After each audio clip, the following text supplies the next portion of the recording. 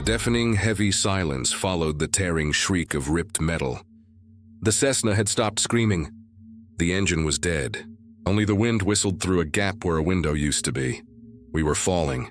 Harris in the pilot's seat didn't move. The control panel in front of him was gone, a mere mess of wires. The impact was not a shock. It was a termination, a brutal crunch of metal, ice, and human body. The world tumbled in a blinding, agonizing white, and then came darkness. I woke up. This time, the silence was real. I smelled fuel and the sharp scent of pine. I was lying face down in the snow, half my body trapped under a piece of broken wing. The stench of hot metal stung my nostrils. I moved. Pain erupted. A blinding, white-hot agony from my left leg. I looked down. It was bent at an utterly wrong angle. A thin metal rod, likely from the seat frame, had skewered my jacket shoulder, pinning me to the snow. I tried to call out. "Harris," my voice cracked dry. The biting cold air rushed into my lungs. I was outside. The impact had flung me clear of the shattered fuselage. I saw him, Harris, a few feet away. He was on his back, one arm outstretched as if reaching for something. He wasn't moving. His eyes were wide open, staring up at the sunless sky. The polar night had swallowed us. I pulled off my glove. The air instantly burned my fingers. I pressed them onto his neck, just below the jawline, searching for a beat. Nothing. Only skin that was cold, rigid. As hard as the aircraft's metal skin. I withdrew my hand, my breath freezing in the air. He was done. There was nothing more I could do for him. My focus snapped back to myself. I realized I was pinned. A thin metal rod, probably from the seat frame, had pierced my jacket shoulder, stapling me to the snowdrift.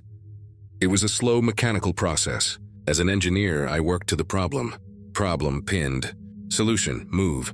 I gripped the metal rod at my shoulder and pulled. The pain nearly made me pass out, but it came loose. I slid out from under the wing, dragging my useless leg behind me. The radio was crushed into plastic shards. The bright orange survival bag was ripped open, its contents scattered in the snow. I found a small first aid kit, a chocolate bar frozen solid as rock, and a flare gun with 2 rounds. I was in the middle of nowhere. The Alaska Triangle. I would die if I stayed. Hypothermia would kill me before the leg did. I remembered one thing. Just before the engine failed, just before Harris started wrestling with the controls, I had seen it. A weak, faint, blinking red light to the south. A radio tower. A pipeline repeater station. Something man-made. It couldn't be more than 10, maybe 15 miles away. I wrapped a torn strip of cloth from my shirt around the shoulder wound. I used 2 broken struts from a seat as makeshift splints for my leg, securing them with electrical wire. Getting to my feet was a brutal act, but I managed it. I started walking, dragging the leg. Each step was a silent curse. The snow was knee-deep. The sky was a deep, sickly purple, moonless. Only the cold, distant stars. I walked for about an hour, perhaps. Time had ceased to mean anything. Only the rhythm of the pain. I had to stop. I leaned against a small pine tree, gasping. White clouds of breath billowed in front of me. When I turned my head to look back the way I had come, I saw it, about 100 yards from the wreckage. A dark shape was standing. It was too large to be a man. I blinked. Hallucination, shock, blood loss. I knew how it worked. The brain trying to fill in the blanks. I turned away, started to walk. I took 10 more steps and stopped. I risked a look back. It had moved. It was moving toward the wreckage, toward Harris. It was standing on its hind legs, a massive, dark silhouette outlined against the snow, a bear, a huge polar grizzly, perhaps woken by the crash noise, or attracted by the smell of fuel and blood. I didn't think. I just turned my back and walked. I tried to run, but the pain in my leg sent me sprawling face first into the snow. I pushed myself up, hot tears escaping and instantly freezing on my cheeks. I had to move. I didn't dare look back for 10 minutes. When I did, my heart stopped. Then suddenly I heard the sound right behind me. I spun my head around. It was following me. It wasn't rushing. It was simply tracking my blood trail in the snow. It knew I was wounded. It knew I wouldn't go far. The psychological terror of solitude was gone. It was replaced by something more primal, more naked. The fear of being hunted. I was no longer fighting my mind. I was fighting a flesh and blood creature that saw me as its next meal. I could hear it. The heavy, rhythmic crunch of 4 paws on the snow, not far behind me. The low, deep snuffling sound as it scented me. The cat-and-mouse game became terrifyingly real. Every time I hid behind a rock, I could hear it stop, sniffing the air. The cold, the pain, it all vanished, leaving only pure fear. I collapsed from exhaustion. This time I didn't try to get up. I heard its sound. Getting closer. The snuffling. I could smell its odor, the smell of wet fur and raw meat. It was standing right over me. I felt its hot breath on my face. I found the flare gun. I don't know where the strength came from. I raised it between me and it. I pulled the trigger. A tearing shriek. A violent, searing red light exploded in front of me. It illuminated the forest, and I saw it, less than a yard away from me. It froze at the sudden light, a massive bulk of muscle and black fur. It roared, a sound that vibrated my very ribcage as the flare burned into its shoulder. It stumbled back, bellowing in pain. I felt like I had died and come back to life. Then everything went black. I woke up to a strong shake. A strange, bearded face was looking down at me. "Buddy, good God, you're alive." I was in the headlights of a pipeline maintenance truck. "The bear," I whispered. It was right there. The worker looked into the darkness, his face tight. He shone his powerful flashlight into the woods. "I see it," he murmured, pulling a heavy-gauge shotgun from its holster. "It's backing off. The burn on its shoulder, Jesus." He turned back to me. "Buddy, you're lucky. We have to get you out of here right now." He bent down, looped a strong arm under my back, and hauled me to my feet. The pain in my leg flared, but it didn't matter anymore. He almost carried me through the deep snow, toward the idling truck, its headlights like twin beacons in the endless dark. As he put me in the warm passenger seat, I looked back. The woods were silent. The bear was gone, chased away by the light and the engine noise. He got in, slammed the door shut, and the truck started moving, its tracked wheels grinding the ice. The heat from the blower blasted my face, and for the first time in hours I felt myself shaking. The worker, whose name was Frank, was saying something about radioing in, about the storm. I wasn't really listening. I just stared at the darkness rushing past the window. Frank looked at me. "Where did you walk from?" I pointed north into the wilderness we had just left. "A crash, Cessna, Harris." "The pilot? He's dead." Frank nodded slowly, his face grim in the dim light of the dashboard. "Nobody walks out of there alive, buddy, nobody." I thought about that. I thought about Harris, about the silence, the cold, and the bear. I looked back at the snowy road behind us, where there were only the red taillights. We had been in the Alaska Triangle, where people disappear. They say the place takes everything, and I had been lucky to survive. The Kiska Point Lighthouse was not a place for men. It was a granite spike rising from a jagged Aleutian rock island, erected for one purpose: to warn ships away from death. And now it was our home. I am Thomas, the head keeper. This is my 12th and final winter. With me are McCleary and the boy Alden.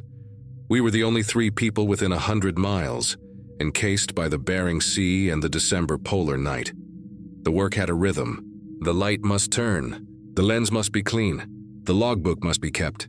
McCleary, a gruff ex-military man whose eyes were permanently narrowed as if searching for an enemy, handled the machinery. Alden, barely 22, silent and devout, polished the glass panels with near fanatical dedication. I oversaw, keeping the gears turning. In the first week, that rhythm was broken.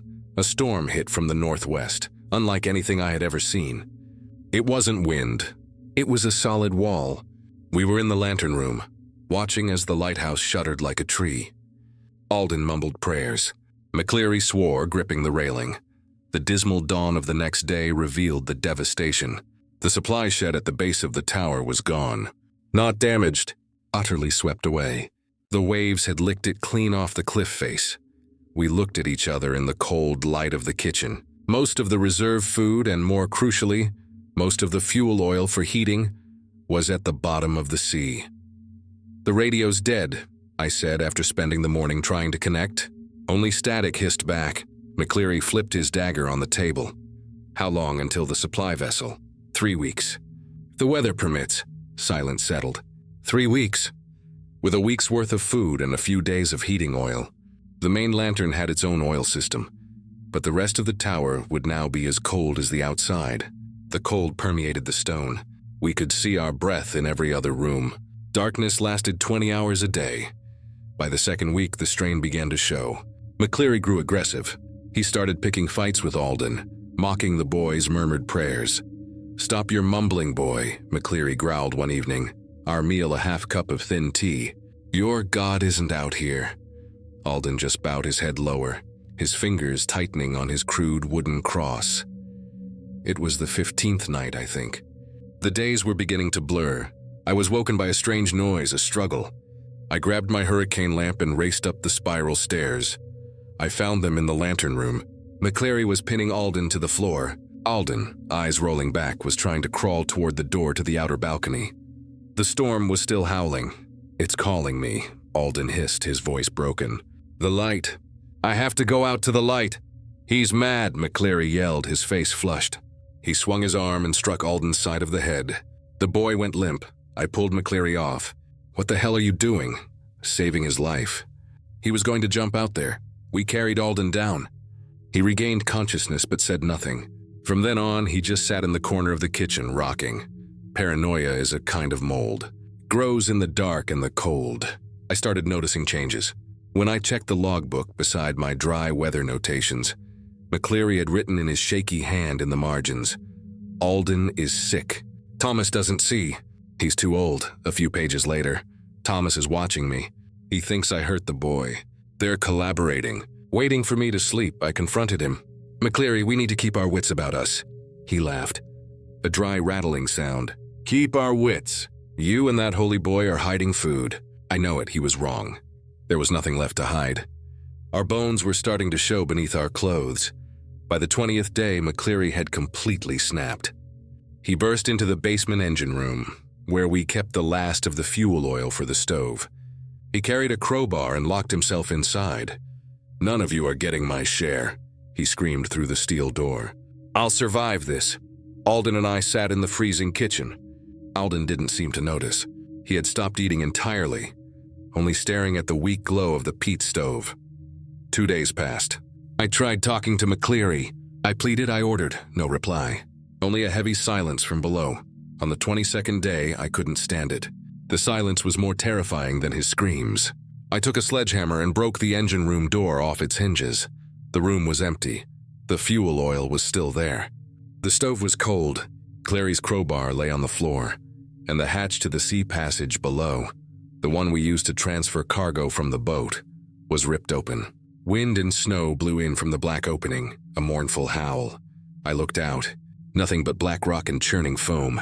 McCleary, in his paranoia, had believed we were coming for him. He had chosen the only exit he thought was left. Now it was just me and Alden. I had to fix the radio. It was our only hope. I left Alden in the kitchen. He seemed calmer, almost serene. He was humming a tune I didn't recognize. "I'll be upstairs," I said. He didn't look up. I worked on the tubes and wires for nearly an hour. My fingers were numb. My breath froze on the transceiver. When I returned to the kitchen, Alden was gone. His chair was overturned. His empty bowl lay on the floor. I looked toward the front door. Alden's only pair of boots were still there, neatly beside the mat, but his coat was missing from the peg. I ran up to the lantern room. I looked out the window, rotating with the light. Nothing, only darkness, snow, and sea. I was completely alone. A cold fear colder than the storm hit me. It wasn't a monster that had taken them. It wasn't an external force. It was something internal. I locked myself in the lantern room. It was the highest, the safest. I kept the lamp turning. I didn't sleep. I watched. When the faint, sickly blue glow of the Aleutian's hour-long dawn arrived, I saw it. The front door of the lighthouse. The thick oak door that I had always locked and bolted from the inside. It was wide open. I grabbed a flare and the flare gun. I slowly descended the spiral stairs. My heart was beating so hard it hurt my ribs. The front door swung open, wind driving snow into the corridor. A trail of wet, freezing seawater led from the kitchen out the door. I followed it. I wasn't wearing boots, only my woolen socks. The cold was like needles. The trail led to the edge of the cliff where the supply shed had stood, and there, caught on a sharp outcropping of rock just above the churning black water, was Alden's coat. The truth hit me, as devastating as the wind. Alden, the devout boy. The boy who heard a calling in the storm. He hadn't meant to jump. He meant to walk. In his delirium, he had believed the sea was calling him, that the light wasn't up in the tower but out there, in the storm. He had taken off his boots, put on his coat, and walked out to meet his salvation. McCleary, in his paranoia, had killed himself. Alden, in his fanaticism, had done the same. There was no enemy. No monster. Only the lighthouse. Only the darkness. Only the isolation that grinds the human mind to dust. I went back inside. I locked the door. I bolted it. I went back to the lantern room. I cleaned the lens. I checked the oil. I kept the light turning. A week later, the relief vessel arrived. They found me in the lantern room. They said the storm had cleared days ago. They found me sitting there, staring into the dark, keeping the light running. They said my hair had turned stark white. I had survived. I handed them the logbook. My entries were clear and precise until the last day. I never told them about McCleary or Alden. I only said the sea had taken them. And in a way, it was true. The helicopter fought the wind fiercely. Through the plexiglass, Point Requisite Coastal Observatory came into view. A cluster of prefabricated deep red metal buildings, clinging to a jagged rock promontory overlooking the freezing Chukchi Sea. This would be my home for the next 4 months, through the polar night. I was Arthur, a meteorologist, and this was my 6th tour in the isolation. I was used to solitude. We landed hard. The rotors spun, kicking up an artificial blizzard as I pulled my duffel bag from the compartment. A man emerged from the main building, hunched against the wind. It was Keaton. He should have left 2 days ago, but the storm had delayed the shift change flight. I'd worked with him over the radio a few times, but had never met him. The man in front of me looked terrible. He was gaunt, his stubble beard white with frost and grime. His eyes darted constantly, flicking past me toward the darkness of the interior. "Arthur!" he shouted over the engine noise. "Keaton, you look ready to leave." He didn't return the forced humor. He gripped my arm, a surprisingly strong hold. "Listen, not much time. Everything is marked. Station log is on the desk. Data is self-recording. Just keep an eye on the anemometer on the eastern pole. It freezes up." "I know the drill, Keaton." "No," he cut me off, eyes wide. "You don't trust the instruments. Don't trust your eyes. Just trust the numbers." The co-pilot waved him over. Keaton released me, practically shoving me toward the station door, and scrambled toward the chopper. He didn't look back once. Minutes later, the sound of the engines faded south, leaving me in a thick, weighty silence that only the Arctic holds. I stepped inside. The air was warm and smelled of old coffee. Keaton had left in a hurry. Half a meal was still on a plate in the small kitchen. The first few weeks passed as they do. The sun dipped fully below the horizon, never to rise again. The sky shifted to an eternal deep blue, occasionally lit by the aurora borealis. My work was a monotonous loop. Check instruments, record temperature, air pressure, wind speed, send daily reports over the radio. In between, I read books, listened to old music, and tried to maintain a circadian rhythm. The isolation began to chafe. It wasn't like loneliness. It was like being submerged. The only sounds were the wind whistling through the antennae and the steady tick of the data server. I started to feel the weight of the darkness, a tangible pressure on the station. In the 4th week, while tidying the storage room, I found it. A black leather-bound notebook tucked behind a loose panel. It wasn't the work log. It was Keaton's personal journal. The first entries were mundane. Complaints about the food, notes on books he was reading. But then around the 30th day of the polar night, the tone changed. Day 31. I think I saw someone outside. Day 33. Saw him again, standing by the far antennae pole, the eastern one. Just standing there, looking toward the station. Too far to tell in the blowing snow. Day 37, I hailed him on the external speaker. No response. He just stood there. I turned off the security floodlights. When I turned them back on, he was gone. I shivered, despite the station's warmth. Cabin fever, classic case. Extended isolation can make the brain do strange things. Keaton was a veteran, but everyone has their breaking point. Day 45. He's here every night. 3 a.m. Like clockwork. I'm not sleeping anymore. I'm just watching him watch me. What is he waiting for? I closed the book. It was unnerving. I told myself Keaton had broken, and he was now in a safe, warm place. I was different. I was healthy, but the seed was planted. That night, I found myself looking toward the eastern antennae pole. It was a flimsy lattice structure about 100 yards from the station, where the anemometer was located. I saw nothing but blowing snow and darkness. A few days passed. I tried to forget the journal, but at 2:58 a.m. I woke up, heart pounding. Irresistible urge pulled me to the main control room. I looked at the bank of black and white security camera monitors. 4 corners of the station.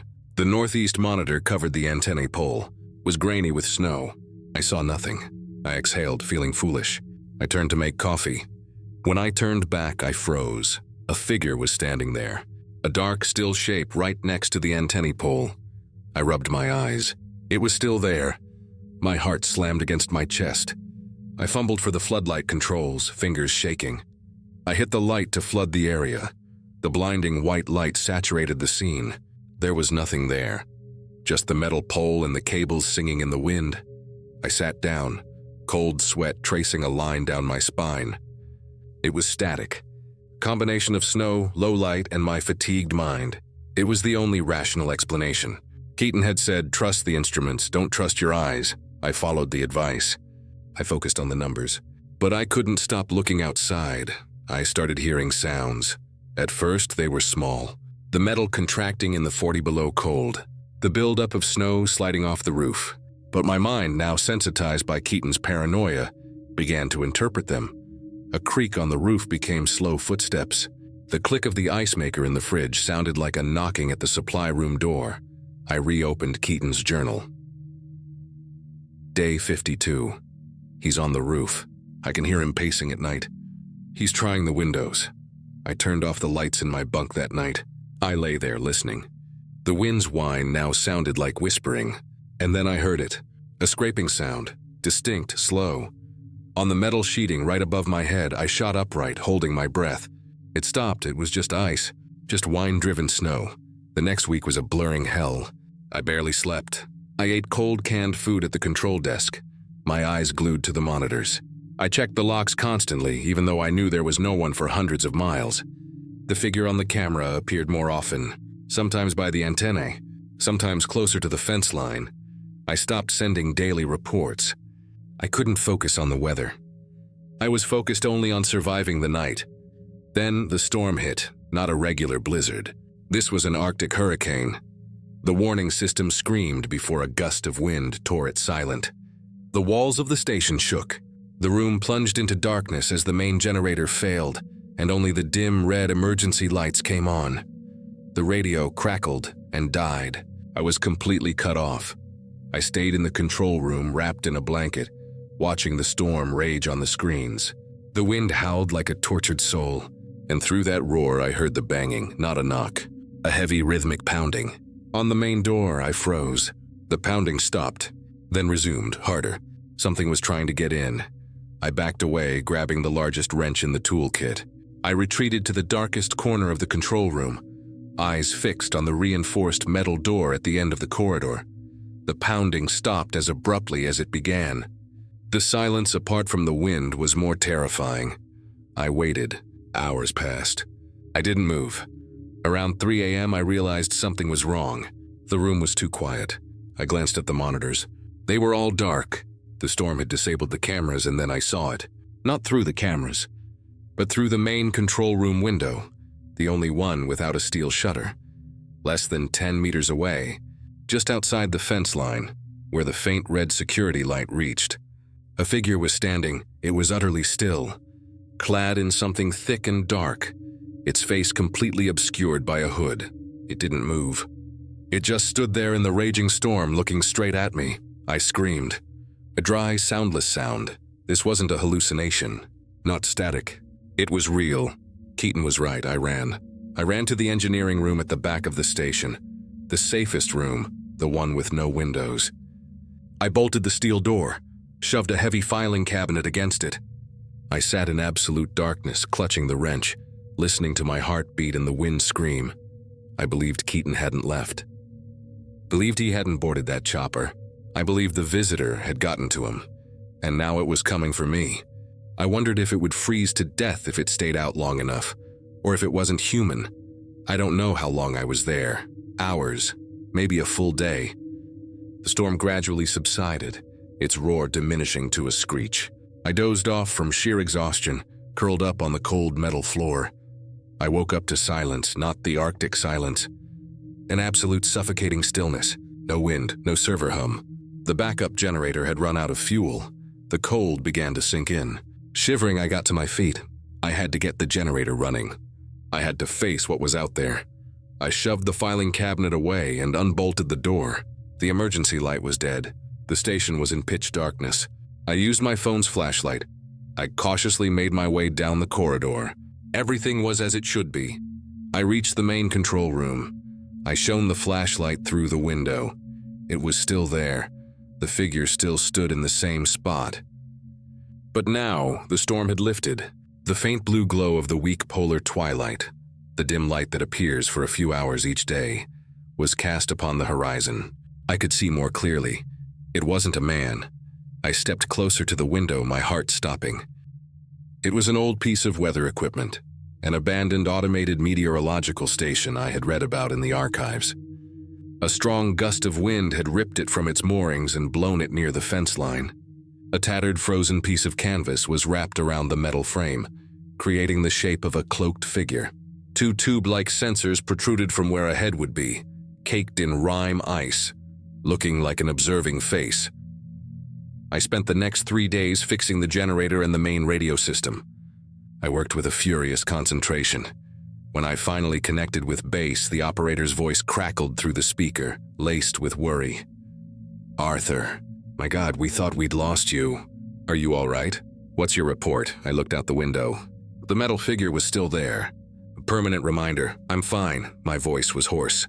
The storm was bad, but the station is secure. Everything is fine. When the chopper came to pick me up in the spring, the first real sun in months hurt my eyes. The relief pilot looked at me, the way I had looked at Keaton, gaunt, silent eyes gazing into a distant nothing. I had survived, but I had left a piece of my mind behind at point requisite, permanently frozen in the darkness, standing guard next to a metal and ice effigy. The wind had stopped. That was what woke me. For the past 48 hours it had screamed non-stop, turning the world outside into a solid white wall. Now, silence descended upon the tent, heavy and absolute. Warren had been asleep for hours, his breathing a dry rhythm in the frigid air. I checked my watch. 3 in the morning, no sunrise to look forward to. We were 60 days in. 60 days of geological surveying in this desolate tundra. Just the two of us and the promise of the ship Odyssey waiting at North Pillar Station. The image of a warm bed, a hot meal, and real coffee, not the thin sludge we were drinking, was the only thing pulling us forward. I nudged Warren. "The station. We make it today." He just grumbled, but he moved. 8 hours later, we stood on a ridge overlooking the bay. There should have been lights from the station. There should have been a plume of smoke from the generator vent. And the Odyssey should have been anchored there, a great black block of steel in the safe water. But the bay was not safe. It was a white expanse of cracked, fractured ice stretching to the gray horizon. The freeze had come early. "They couldn't have left," Warren said, his voice ragged in the wind. But they had. North Pillar Station was cold as a tomb. Snow had been driven into the main corridor through a shattered window. We found it in the radio room. Single piece of paper pinned to the desk, scrawled in pencil. "Ice-crushed Odyssey at 4 a.m. Hull breached. Evacuating to Norwegian Station South. Couldn't wait, Godspeed." They were gone. They had sought their own survival, and they had left us behind. We said nothing. There was nothing to say. We boarded up the window with plywood from a crate, shoveled out the snow, and began taking inventory. Food, enough for 4 men for a month, which meant enough for 2 men for 2 months. Fuel, enough kerosene for the heater and lamps if we were extremely, painfully frugal. Radio, destroyed, probably from a power surge when the ship went down. We were trapped. And the sun, which had been a thin, pale smear on the southern sky, set the next day. It did not return. The polar night began. We established a routine. Because routine was the only thing separating sanity from the abyss. 4 hours a day we ran the heater. We cooked in silence, ate in silence, and reread the dry technical manuals we found on the shelves. Warren was the map reader. I was the equipment maintainer. We divided the base into 2 areas, mine and his. It wasn't a conscious decision, it just happened. Space became as precious as fuel. The first week passed in a cold numbness.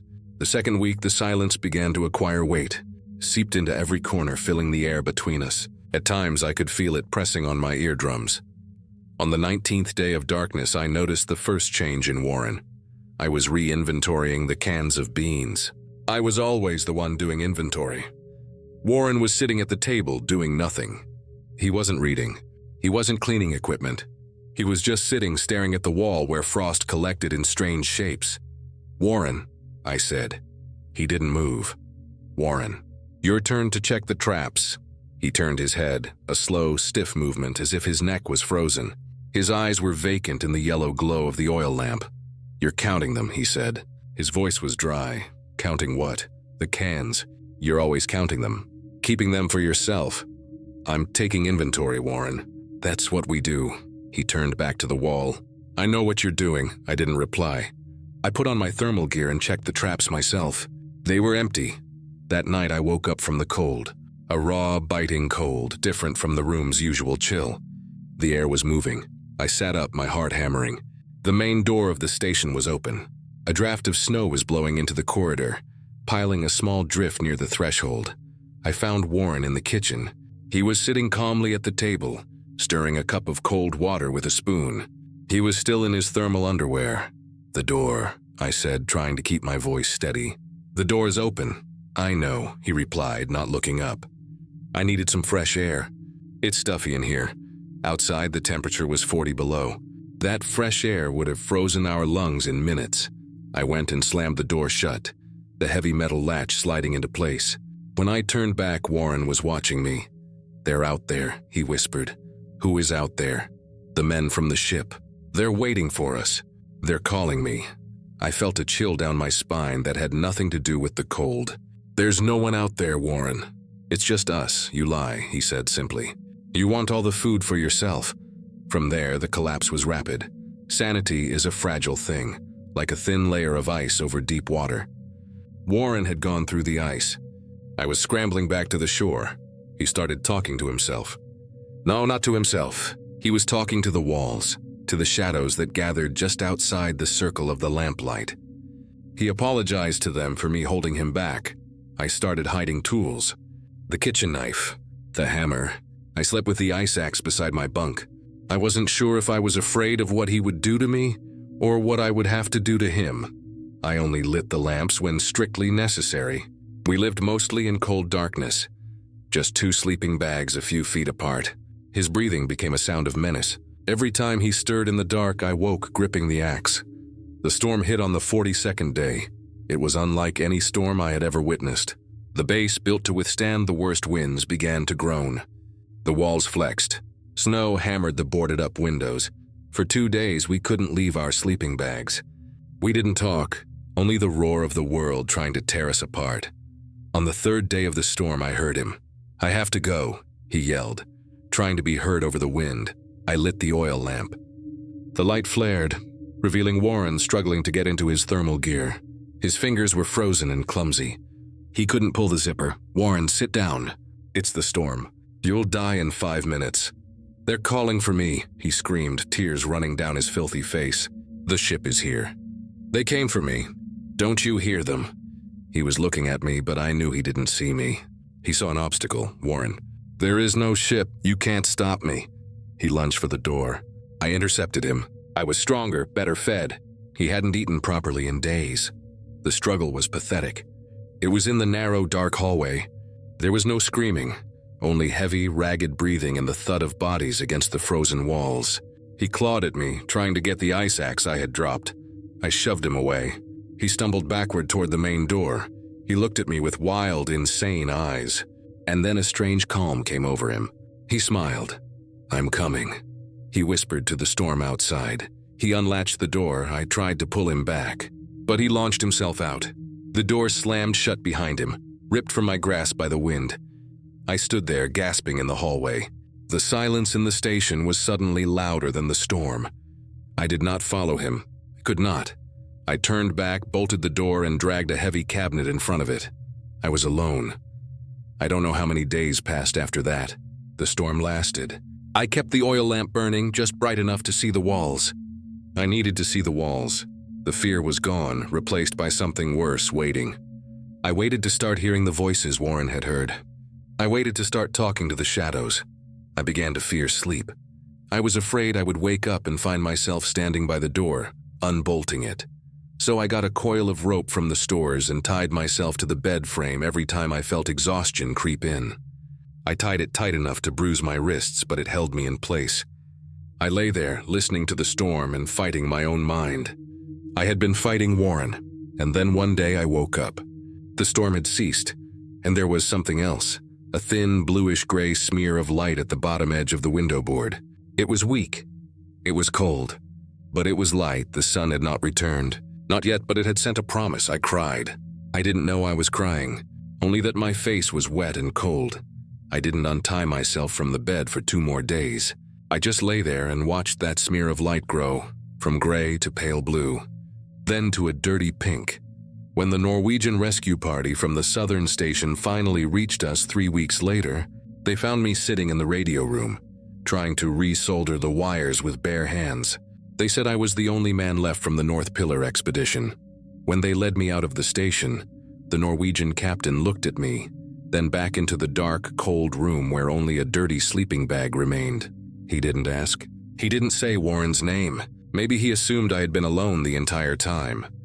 As we boarded the Snowcat, I was the one who spoke. My voice was dry, cracked from weeks of silence. Warren, my colleague. The storm took him. The captain just nodded slowly, squeezing my shoulder. He didn't look back at the station. They said they would organize a search when the weather permitted, but they never found him. The land doesn't give back what it takes. The academic world is built on order. We seek patterns in chaos. We impose reason upon the irrational. Portlock, Alaska, was an irrationality.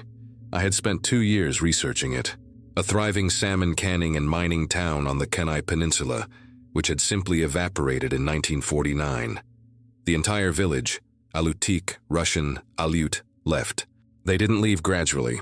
They evacuated. The post office report, the only official documentation, vaguely cited a continual threat from the woods. The oral histories which my colleagues scorned were more specific. They spoke of Nantinak, something half-man, half-beast that hunted them, tearing them from their boats, leaving gigantic footprints on the beach. I didn't believe in Nantinak. I believed in human secrets. I believed in an undetected serial killer, a mass poisoning, or perhaps an elaborate mining scam gone wrong. Nantinak was an allegory, a cover for a stark, frightening human truth. That's why I was here. 2 weeks, Grizz said, his voice crackling over the Beaver floatplane's headset. The big storm hits after that. If you aren't on the beach on day 14, I'm not coming back until May.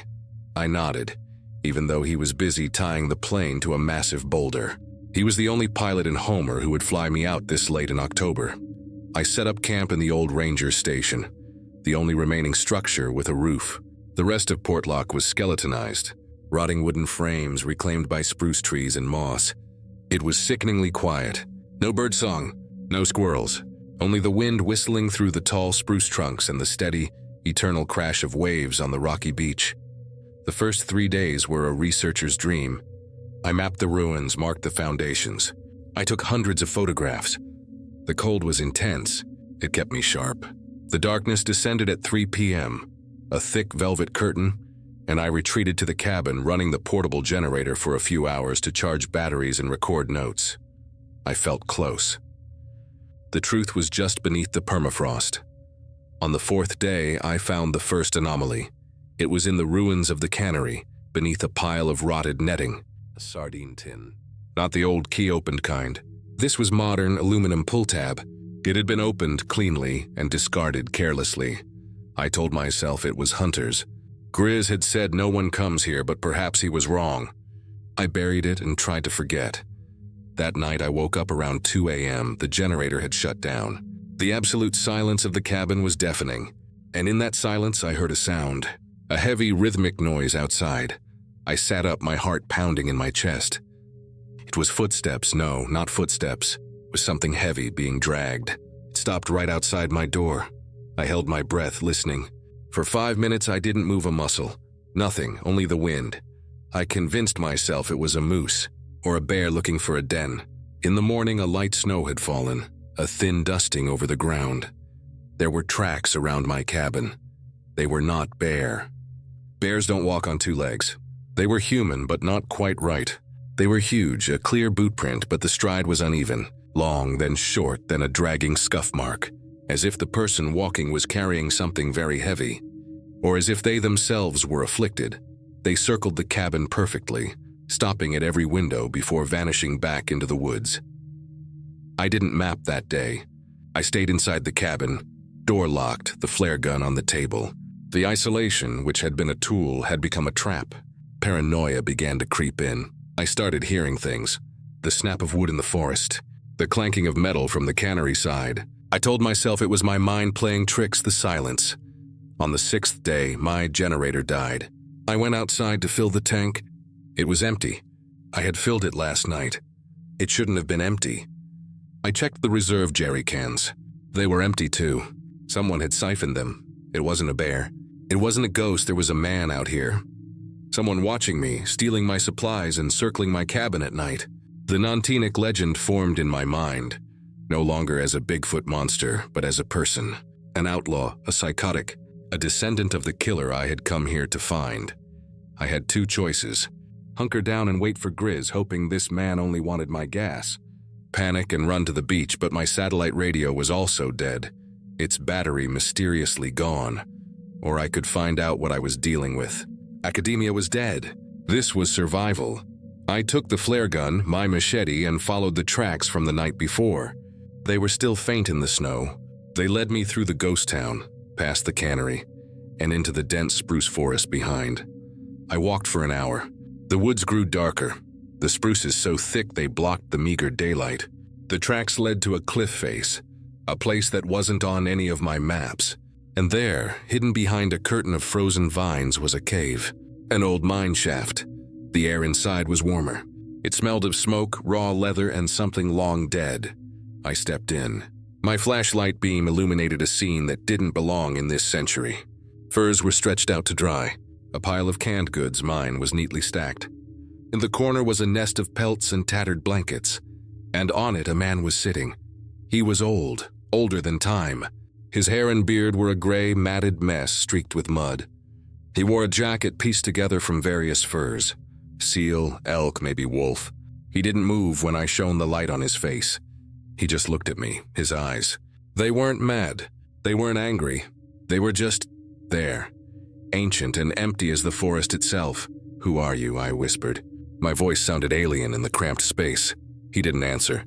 He only tilted his head slightly as if trying to categorize me, deciding if I was a threat or a meal. And then I realized. He was Nantinik, not a monster, not a myth. He was a relic, the descendant of someone who had stayed, or perhaps the one who had stayed. He was my answer. He was the one who made the tracks. He was the one who scared away the hunters. He was the one who guarded this place. He was the truth behind the legend, and the truth was more terrifying than any monster. I had trespassed. I had seen him. I took a step back. He didn't move. I took another, and then he stood up. He didn't rise. He unfolded tall in the cramped cave, a giant shadow in the furs. He didn't speak. He made a sound, a low, deep growl from his chest, a sound I felt more than heard. I turned and ran. I scrambled out of the mine shaft, the weak daylight blinding me. I heard him behind me. He wasn't running. He was moving. The same heavy, rhythmic movement, like the noise I heard outside the cabin. Long stride, short stride, and the dragging scuff. I heard a shriek to my left, a high-pitched cry like a hunting bird, and I veered right. He was there, standing between 2 trees, just watching. I changed direction. A rock rolled down the slope above me. He was up there. He knew this forest like the back of his hand. I was a foolish interloper with a university degree. He was toying with me, reminding me that my reason was worthless here. He was making me a part of the myth. I ran aimlessly in a panic past the skeletons of Portlock. My ankle twisted as I stepped on a rotten floorboard. I fell, the flare gun flying from my hand. I crawled to it, my hand shaking. He stood at the edge of the forest about 50 yards away. A huge silent figure watching his prey. He was not in a hurry. I snatched the gun. I didn't aim at him. I aimed at the sky and pulled the trigger. The bright red flare screamed upward, momentarily painting the ghost woods red. I heard it before I saw it. The steady thrum of the beaver's engine. Grizz. He had come back early. The storm. I got to my feet, ignoring the searing pain in my ankle, and hobbled toward the beach. The float plane was settling on the water, a mechanical yellow angel in the gray bay. I waded into the icy water, screaming Grizz's name. He flung open the door as I clung to the float. "I told you to wait on the beach," he growled, hauling me in. "The storm's about to hit. We gotta go." As the plane turned, accelerated, and lifted off the water, I looked back. He was standing there, motionless on the beach. Nantinak, the Guardian. He was a black speck against the snow, watching my world fly away, taking his secret with it. I had found my answer. I had found the truth of Portlock. The truth was, some places don't want to be found, and some legends should be left alone. I survived, but I didn't know if I had truly left that place. I set foot on the white, icy runway of Utqiagvik in mid-December. The temperature was only a few degrees below -30. The sky was completely dark, even though the clock read only 2 in the afternoon. The polar night had begun nearly 2 weeks ago, and from here until the end of January, Alaska would not see the sun. I am a rescue technician with the Federal Protection Agency, the unit responsible for responding to loss of communication in the polar regions. In my 8 years on the job, I've seen enough accidents. Crashed planes, research stations buried under snow, missing persons in storms. But this time was different. 3 meteorological stations in the far north, Denali 4, Kargat 7, and Northwind, had simultaneously gone silent for 10 days. No radio signals, no weather data, no reports filed. My team consisted of 5 people. Morris, the team leader, a veteran of Greenland missions. Harris, the pilot. Miller, the electrical engineer. And Grace, a psychologist assigned at the center's request. As missions during the polar night often trigger mental crises, the helicopter took off in the morning, but here, morning and night meant nothing. The entire sky was a single expanse of dark blue mixed with lead gray. As we flew over the northern ice pack, I had the sensation that the world was being sucked into a giant canvas with no beginning and no end. Denali 4 station appeared after nearly 3 hours of flight. A small series of steel buildings, roofs almost entirely covered by snow. No smoke, no signal lights, but the doors were closed. When we landed, we only heard the sound of the wind sweeping across the ice surface. The main door was locked from the inside. Morris used bolt cutters, stepping in first. The first sensation when I entered was the excessive order. Belongings were undisturbed. The generator was still running, and the monitors were still displaying weather data. The dining table still had 2 half-eaten trays of food, the cold cuts frozen solid. No blood, no footprints, no signs of struggle. 6 people on the residency list had completely vanished. Grace walked around, inspecting, her flashlight beam reflecting off the metal tabletops. She spoke quietly, saying that the disruption of the circadian rhythm in a lightless environment could lead to disorientation and result in uncontrolled behavior. But I saw no sign of conflict. Everything was unnaturally tidy. In the office, I opened the technical logbook. The last entry, dated 3 days before communication ceased, read, "Radio signal interference, possibly geomagnetic storm." After that, a blank space. We left Denali 4 the next morning. Harris reported the helicopter was experiencing voltage issues, limiting our range. We diverted toward Kargat 7 station, less than 50 kilometers away. En route, Miller began showing strange signs. He said he hadn't slept for 2 nights. Not because of the cold, but because of a feeling that someone was watching him in the darkness. We attributed it to sensory deprivation disorder due to the lack of light. Morris ordered the team to use therapeutic lamps during breaks, but the effect was unclear. Kargat 7 Station was located amidst a flat expanse of ice, completely isolated from any residential area. The door opened easily, unlocked.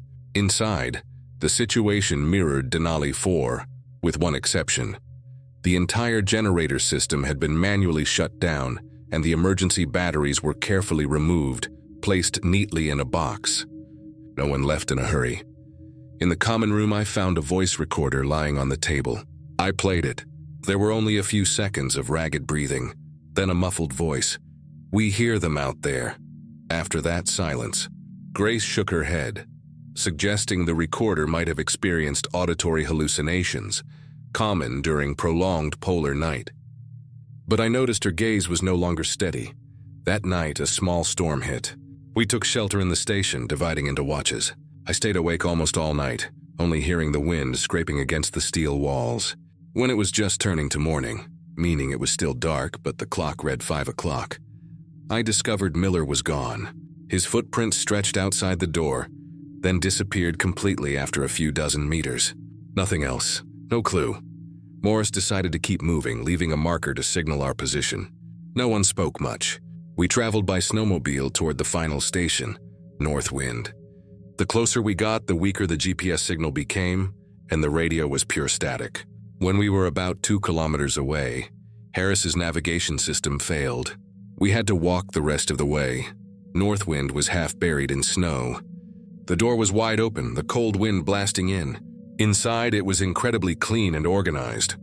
Beds were folded, lockers locked. On the dining table, there was nothing but a calendar crossed out continuously until the 18th, the exact day the station lost contact. I found a leather-bound notebook. The last line, "No one sleeps anymore. No one speaks. Just look at each other in the dark."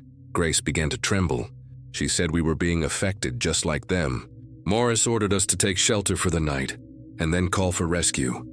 But the radio was completely dead. When I checked the area behind the station, I noticed a seam in the wall leading outside. Beneath the snow, there was a small tunnel entrance seemingly used recently. I crawled in, my flashlight beam revealing clear boot marks. The tunnel was about 100 meters long, leading to an old structure, an abandoned research outpost from years ago. Inside were several boxes of documents, some still legible. The documents spoke of a long-term isolation project, an experiment measuring the psychological impact of prolonged separation from light and interaction. The project was suspended after members lost the ability to define the boundary between reality and hallucination. When I returned, Harris was no longer there. Only Morris and Grace remained. Both looked at me as if I were a threat. They asked what I was doing in the tunnel, if I had found anyone. I told the truth, but they didn't believe me. Morris took the signal flare gun, ordering me to stay in my own room until help arrived. That night, the biggest storm of the season descended. I heard the wind sweeping across the roof, unable to distinguish time. When I stepped out into the morning, Morris was gone. Grace sat in a corner, eyes wide open. She didn't respond when I called her name. I covered her with a blanket, then searched for batteries to restart the generator. In the dim light, I saw a message someone had scrawled on the wall. "There is no one here." I wrote a daily report in the notebook, detailing every hour, every event as a way to keep my mind sound. On the 3rd day, I no longer knew how long I had been awake. The locator signal of my personal device began to blink. I turned it on repeatedly, hoping the center would catch the signal. When the auxiliary rescue team arrived, they found me exhausted but still conscious. Grace had died of hypothermia, a few meters from the station. Morris, Harris, and Miller were never found. I returned to Anchorage after 2 weeks of treatment. Doctors said I had severe sleep disorder, which could last for months. When asked about the reason for the loss of communication at the 3 stations, I couldn't give a specific answer.